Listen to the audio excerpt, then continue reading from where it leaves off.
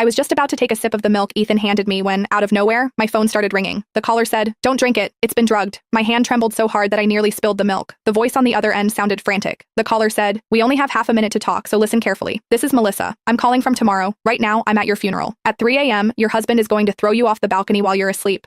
You'll die from the fall." I froze, instinctively glancing at Ethan, who seemed so caring and gentle. I couldn't believe what I heard. The voice on the other end continued, speaking slowly and clearly. She said, "If you don't believe me, check his secret WhatsApp account. He's been seeing another woman behind your back for a long time. His whole plan is to set you up to die in an accident during this honeymoon. Listen, if you want to live, don't let your guard down. You have to find me before 3 a.m. I'll keep you safe." Then the call abruptly cut off. I was totally baffled. Melissa was my best friend, and she was fast asleep in the next room. How could she have called me with something so bizarre? I tried calling back, but the number was invalid. Ethan came out of the kitchen, flashing me a warm smile as he nudged me. He said, "What's wrong, babe? Hurry up and drink your milk before it gets cold." Staring at Ethan's gentle smile, I couldn't shake off this uneasy feeling creeping up inside me. Even if I wanted to dismiss that call as a sick joke, I couldn't ignore it. Not when my life was on the line. I made up some random excuse, set the milk aside, and headed to Melissa's room, phone in hand. But when I confronted Melissa, she just shook her head and denied everything. "What are you even talking about? It's pouring outside and the signal's dead. I couldn't have called you even if I wanted to," Melissa said. Sure enough, when I checked my phone, I had 0 bars. I was utterly bewildered. What was that phone call I'd just received? I heard that voice loud and clear. It was unmistakably Melissa. Could it really have been Melissa from the future calling me? Just replaying her words in my mind made my skin crawl. Ethan was busy in the kitchen, and his phone was just sitting there on the coffee table. Luckily, Ethan never bothered to lock his phone around me, so I unlocked it in no time.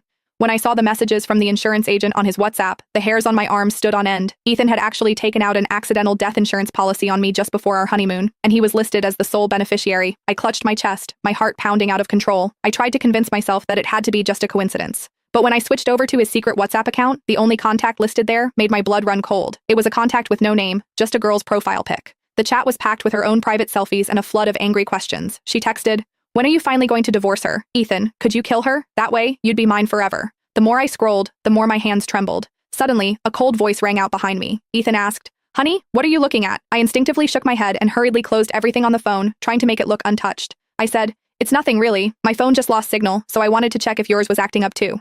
Ethan's cold demeanor eased a bit, and he gave me a faint smile. He said, "That makes sense. It's probably just the storm messing with the signal. It should be back to normal once the rain clears up tomorrow. Don't overthink it. Come on, have some fruit, honey." He brought over a plate of sliced fruit. I forced a smile, reaching for a piece of fruit, ready to eat it. But I stopped myself and set it back down.